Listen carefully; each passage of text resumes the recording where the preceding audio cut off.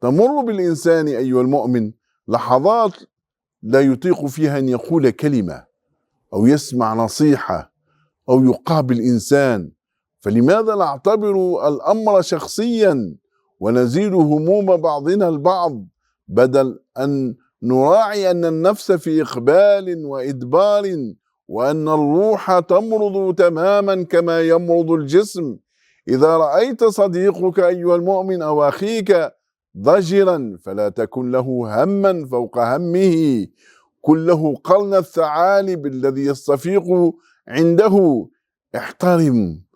احترم حزنه وحاجته في أن يبقى وحده، ثم حين يهدأ اربط على كتفه وامسح على صدره وواسي قلبه، حدثه حديث القلب للقلب والروح للروح، ودعك من المنطق قليلا.